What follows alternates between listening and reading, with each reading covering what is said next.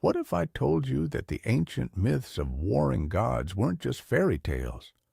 What if they were actually a fragmented record of a real, long, and brutal war, fought not in some distant heaven, but right here on Earth, long before the rise of our known civilizations? Today, we're setting aside the history books to dive into a world of clay tablets and cuneiform. We're traveling back to ancient Sumer to hear the story they told, the story of their gods, the Anunnaki, and their final, most devastating conflict. Settle in, because this story might just make you question everything you thought you knew about our past. Before we get to the war itself, let's look at who we're dealing with. Imagine Mesopotamia, thousands of years ago. Here, in the cradle of civilization, the Sumerians left behind an incredible legacy. Tens of thousands of clay tablets. They recorded everything from business deals to epic poetry. And it's in these epics, like the Enuma Elish or the Atrahasis, that we find the Anunnaki. According to these texts, the Anunnaki were powerful beings who came from the heavens to earth.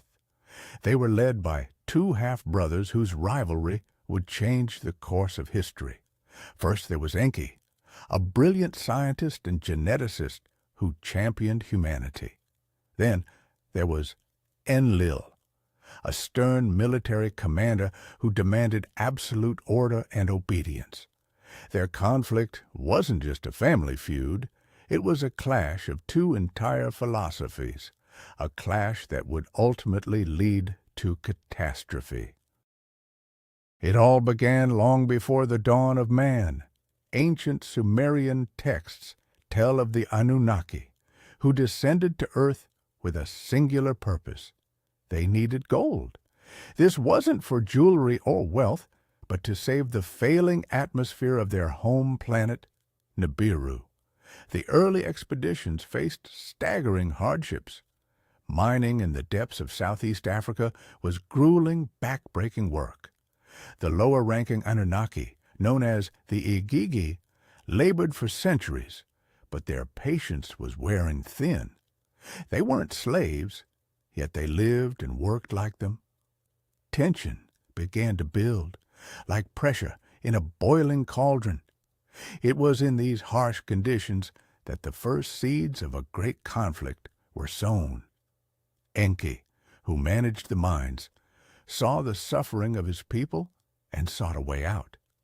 But Enlil, watching from his command center in Mesopotamia, cared only for the mission, demanding results at any cost.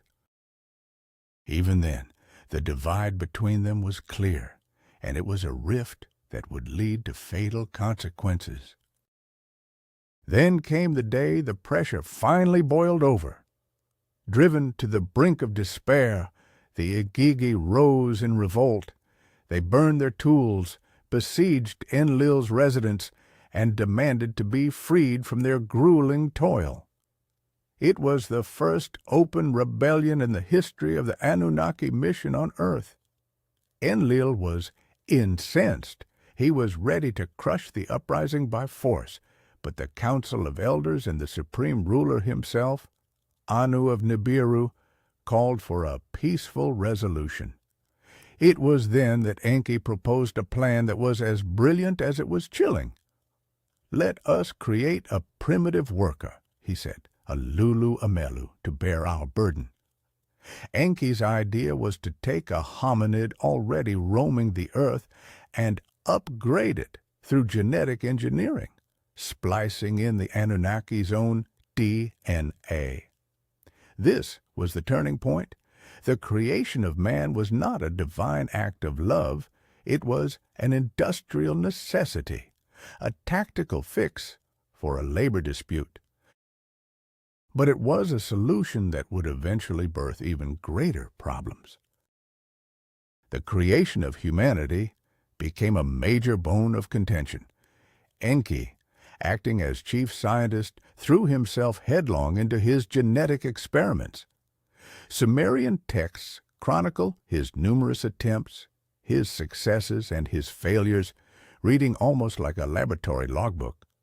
Ultimately, he succeeded in creating Adapa, also known as Adam, the first perfected human being. But from the very beginning, Enlil opposed the project. He didn't see humans as helpers. He saw them as a threat. To him, they were impure, unpredictable, and potentially dangerous. He didn't trust his brother's creation, and more importantly, he didn't trust Enki himself. Enlil feared that by creating a race of sentient beings loyal only to their maker, Enki would amass too much power. While open war hadn't yet broken out, the ideological battle lines were already drawn. On one side stood Enki, the creator and protector of humanity. On the other was Enlil, who saw humans as nothing more than a tool, one to be discarded the moment it outlived its usefulness. This fundamental rift would only deepen as time went on. You've probably heard the story of the Garden of Eden, but Sumerian texts offer a far more pragmatic perspective.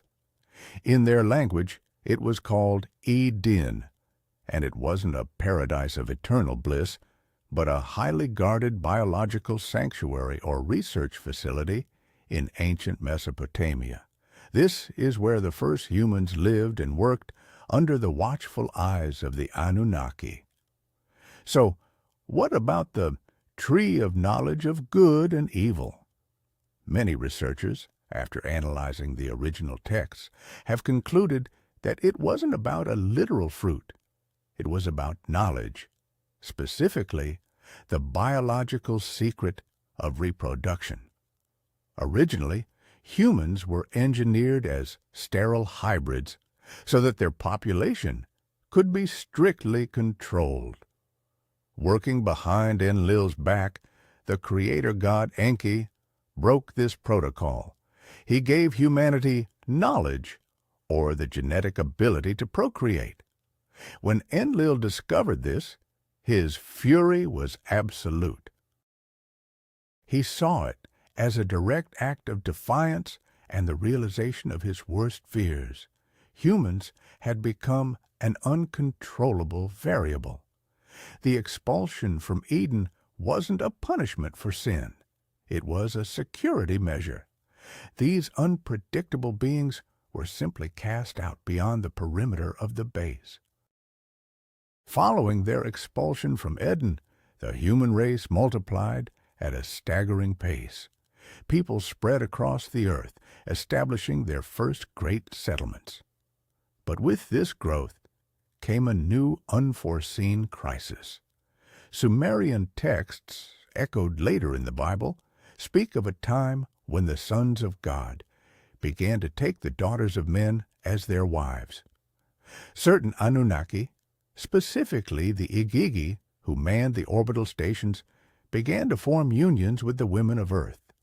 For Enlil, this was the final straw. The mingling of divine and earthly blood was an unforgivable violation of every sacred law and taboo.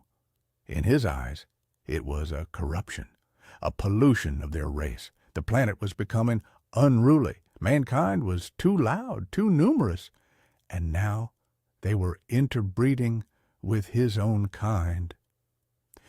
Enlil became convinced that the experiment called humanity had failed and needed to be terminated. He began searching for a way to wipe mankind from the face of the earth once and for all, and before long the opportunity he sought presented itself. The inevitable was closing in. Anunnaki astronomers had foreseen it. Nibiru would soon traverse the inner solar system, its massive gravitational pull destined to wreak havoc on Earth.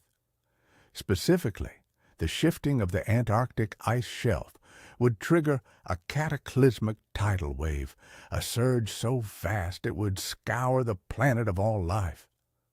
The Great Flood was coming. For Enlil, this wasn't a disaster, it was the perfect opportunity. He didn't see a threat, he saw a final solution to the human problem. He summoned the Great Council and bound every Anunnaki to a sacred oath. No one was to warn humanity of the coming storm. They were to stand by in silence and watch as the waters reclaimed their failed creation. To Enlil, this was a divine purging, a restoration of the primordial order. He coerced everyone, even his own brother Enki, into a vow of silence. It was the opening move in an undeclared war against mankind and against his own blood. Enki found himself in a desperate position. He had sworn an oath of silence, yet he could not bring himself to betray his own creation. He was the father of humanity, not just in a metaphorical sense, but in a literal, genetic one. To save them, he resorted to a clever deception. The Sumerian epic of Atrahasis recounts how Enki approached the reed hut, where his faithful follower Ziusudra, the man we know as Noah, lay sleeping. To avoid technically breaking his vow, Enki did not address the man directly. Instead, he spoke to the wall of the hut. He whispered, "Wall, wall, reed hut, hear me. Abandon your house and build a boat. Forsake your possessions and save your life." He provided Ziusudra with precise instructions for building the ark, which the ancient texts describe as a submersible vessel, and commanded him to take the seed of all living things on board. It was an act of pure defiance. Enki had made his choice. He stood with humanity against the will of the supreme commander Enlil. The conflict had entered a new and dangerous phase. And so the great flood was unleashed upon the earth. The ancient texts recount the horror in vivid detail. Darkness shrouded the world, the floodgates of heaven burst open, and a wall of water surged forward, sweeping away everything in its path. The Anunnaki themselves fled to their celestial vessels, watching from the safety of orbit. From high above, they looked down upon the utter ruin of the world they had built. The chronicles speak of their shock and their profound regret. The goddess Ishtar wept like a woman in labor, mourning the slaughter of her people. Even Enlil, the architect of the catastrophe, was stunned by the sheer scale of the devastation. As the waters finally receded and their ship touched down on Mount Ararat, they saw a thin plume of smoke rising from a sacrificial fire. It was Ziusudra offering his gratitude for being spared. When Enlil saw the survivors, his fury was absolute. He knew instantly who had defied him. "Who among us has broken the sacred oath?" he roared. Every eye turned toward Enki. The betrayal was out in the open, and the war between the brothers had begun. After the great flood, the world was changed forever. The rivalry between Enki and Enlil had reached a point of no return. Though Enlil was forced to accept that humanity had survived, he had no intention of forgiving his brother. To prevent further open warfare, the earth was divided into spheres of influence. Enlil and his clan seized control of Mesopotamia, the cradle of civilization, while Enki and his descendants were granted the lands of Egypt and Africa. This was more than a geographical split. It was an ideological divide. In Sumer, under Enlil's rule, humanity was expected to serve the gods with unquestioning obedience. The king was merely a proxy, an instrument to carry out the will of heaven. But in Egypt, under Enki's influence, the philosophy was different. Pharaohs were revered as gods themselves, descendants of Ra, blessed with profound knowledge in astronomy, engineering, and medicine. Humanity was now split into two civilizations, each following a distinct path that mirrored the worldview of its patron god. Yet this great division did nothing but delay the inevitable conflict.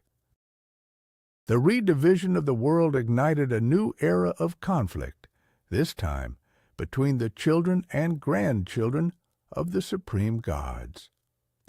At the heart of this struggle stood Marduk, the son of Enki. As the firstborn, he claimed the entire world as his birthright, establishing Babylon as the epicenter of his reign.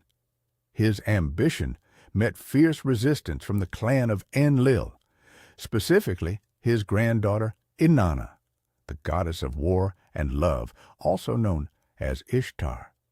What followed was a long, grueling struggle for power that historians sometimes call the Pyramid Wars. But these were more than just local skirmishes. They were a battle for the very hearts and minds of humanity. Each deity strove to make their city supreme and their cult dominant. Unknowingly, humans became foot soldiers in this divine war. They built ziggurats and temples, not merely for worship, but as strategic strongholds and communication hubs for their celestial masters. The earth was transformed into a grand chessboard, where the Anunnaki played out their deadly game. The story of the Tower of Babel marks another critical turning point in this ancient conflict. According to Sumerian records, after establishing his stronghold in Babylon, Marduk set out to build a tower reaching to the heavens. But this was no mere ziggurat. It was a sophisticated spaceport, a communications hub designed to give him absolute control over the links between Earth and the Igigi's orbital stations. This was to be his ultimate play for power. When Enlil learned of the project, he was livid, seeing it as a direct threat to his supremacy. He could not allow the son of his eternal rival to gain such a decisive advantage. To stop him, Enlil took a step that would change the course of human history forever. He confused the tongues. By shattering their common language, he broke their unity. Construction ground to a halt as the people could no longer understand one another, eventually scattering across the globe. It was a master stroke of strategy. Enlil didn't just tear down a building. He dismantled the unity of mankind, turning it into a fractured landscape of warring tribes, far easier to divide and far easier to rule. As the conflict intensified, diplomacy and political intrigue eventually collapsed, giving way to open warfare. These were weapons far beyond our modern imagination. Sumerian and Akkadian chronicles, like the Epic of Era, describe the use of a radiant terror, weapons of war so blinding they eclipse the very sun. They tell of 7 devastating artifacts that could turn entire cities to dust and leave the land permanently barren. Perhaps the most infamous chapter of this war was the destruction of Sodom and Gomorrah. The Bible presents this as divine retribution, yet Sumerian records suggest a far more clinical reality. These cities were strategic centers loyal to Marduk. Their destruction was a tactical strike by the followers of Enlil, aimed at crippling their enemies' influence. The accounts of fire raining from the heavens, the stench of sulfur, and Lot's wife being turned into a pillar of salt are hauntingly similar to the aftermath of a nuclear blast. The destruction of Sodom and Gomorrah was not the end, but the brutal climax of the final war. The decision to unleash such a devastating weapon was reached at the Council of the Anunnaki. Its chief advocates were Nergal and Ninurta, the son of Enlil. Enki stood in fierce opposition, warning that this madness would destroy more than just their enemies. It would consume the innocent and the earth itself. But his pleas fell on deaf ears. Taking to the skies, the two warrior gods, Ninurta and Nergal, launched their assault on the rebellious cities. Ancient texts describe the moment. As dawn broke, a thunderous roar descended from the heavens. Then a blinding flash seared the sky. The cities were swept up and ground into ash. This was a calculated preemptive strike, targeting the spaceport on the Sinai Peninsula held by Marduk's followers. They succeeded in crippling their enemy's infrastructure, but in doing so, they let the genie out of the bottle. The aftermath of that strike would prove far more catastrophic than they ever could have imagined. In the wake of the explosions, the unthinkable happened. A massive radioactive cloud formed in the atmosphere, what the ancient Sumerian texts call the evil wind. Carried by the currents, the wind drifted off course, defying the calculations of the gods. It swept eastward, descending upon the flourishing heart of Sumer, the very domain of Enlil's clan. It was a cruel twist of fate. The weapon intended for their enemies had instead annihilated their own home. Ancient accounts, such as the Lament for Ur, describe the aftermath with chilling detail. People died in agony, their skin peeling from their bodies. The rivers turned to poison, and the once fertile land became barren. A bitter rain fell upon the city. People collapsed in the streets, and no one was left to bury them. Even mothers turned away from their own children. The great Sumerian civilization, the first on earth, met its end not through foreign invasion, but through the fallout of its own divine war. The evil wind ravaged Sumer. The great city-states of Ur, Eridu, and Lagash fell one by one, reduced to silent, lifeless ruins. The surviving Anunnaki stood paralyzed by what they had done, finally realizing they had gone too far. Their war had produced no victors, only total desolation. Marduk, whose seat of power in Babylon lay to the north and escaped the wind's reach, emerged as the ultimate winner. But he was a king of a wasteland. He had become the supreme deity of Mesopotamia, yet there was almost no one left to rule and nothing left to govern. The magnificent civilization they had spent millennia building now lay in ashes.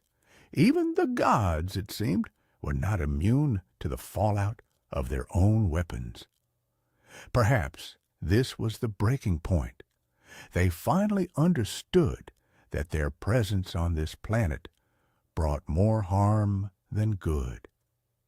It was time for them to leave. In the wake of the evil wind catastrophe, the Anunnaki began their departure from Earth. It wasn't an abrupt exodus, but a slow, gradual withdrawal. As they stepped back, they handed the reins of power to human kings and priests, bestowing upon them the foundations of civilization, sacred calendars, the principles of astronomy, and the rule of law. Enlil and his clan were the first to go, departing in disillusionment and defeat. Legends say Marduk was the last to leave, remaining until the days of the Neo-Babylonian Empire. They ascended in their celestial boats, leaving with a promise to one day return, a motif that resonates across cultures all over the globe. They left behind a legacy we are still struggling to decode. The pyramids and ziggurats, the myths and legends, and perhaps even something hidden within our own DNA. Their final war has long since ended, but its echoes still ring through our oldest stories, reminding us of a time when gods truly walked the earth. So, what really happened? Was it a genuine conflict between advanced beings, or simply a complex allegory, an attempt by ancient people to make sense of the world around them? On one hand, we have some startling coincidences, the descriptions of the weapons of the gods and their aftermath bear a chilling resemblance to modern nuclear warfare. Then there's the Sumerians' astronomical knowledge, which is difficult to explain given their era. They were aware of Uranus and Neptune thousands of years before their official discovery. On the other hand, skeptics argue that this is nothing more than rich mythology, a poetic retelling of earthly events like wars between city-states, massive floods, or meteor strikes. So, where does the truth lie? As is often the case, it may be somewhere in the middle. Perhaps the Sumerians were chronicling real events, but framed them in the only way they knew how, through the language of myth and the legends of gods. Let's examine the legacy of this so-called war. If we accept this theory, the entirety of human history is cast in a completely different light. The emergence of diverse nations and languages was not a natural evolution, but a calculated act of sabotage. World religions, whether they demand subservience to a fearsome, jealous god in the image of Enlil, or champion the quest for knowledge and immortality as seen with Enki and his son Thoth, are merely reflections of a clash between two rival Anunnaki factions. The meteoric rise and sudden collapse of great civilizations like Sumer may have had nothing to do with economics or climate, but rather direct intervention, or the abrupt withdrawal of it. Even our own genetics, with its junk DNA and inexplicable evolutionary leaps, could be the lasting legacy of Enki's ancient experiments. It's a narrative that forces us to rethink everything we once held as absolute truth regarding our very origins. One question haunts us more than any other: why didn't they return? Across the globe, the myths and texts of ancient civilizations are filled with the promise of a second coming. The Anunnaki swore they would return when their home planet, Nibiru, once again drew near to Earth. But it never happened. Why? Perhaps their civilization perished. Perhaps they found what they needed elsewhere in the cosmos. Or maybe they are watching us from a distance, deciding to step back from a creation that proved to be far too unpredictable. Then again, what if they never left at all? Some believe they remained here on Earth, hidden in the shadows, guiding humanity through secret societies and powerful dynasties. It's a chilling thought. Whatever the truth may be, their final war left a permanent scar on our planet and on the collective psyche of mankind. We have forgotten the details, yet the essence survives in our oldest stories. Tales of a golden age, the fall of man, the great flood, and the impending apocalypse. So, let's piece it all together. The final war of the Anunnaki wasn't just a single battle. It was a conflict spanning centuries. It began as a labor dispute in the mines of Africa and culminated in a nuclear winter that devastated Sumer. This was a clash of two opposing ideologies: the cold, pragmatic Enlil, who saw humanity as nothing more than a tool, and the visionary scientist Enki, who became the ultimate protector of his creation. Every major milestone of ancient history, the creation of man, the exile from Eden, the Great Flood, the Tower of Babel, and the destruction of Sodom and Gomorrah, these aren't just isolated myths.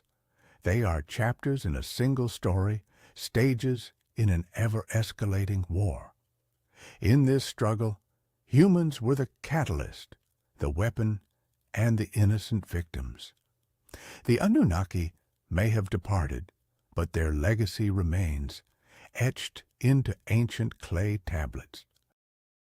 And it leaves us with one haunting question. Are we truly the masters of our own fate, or are we still playing by a script written for us millennia ago? That is the story long buried within those dusty clay tablets.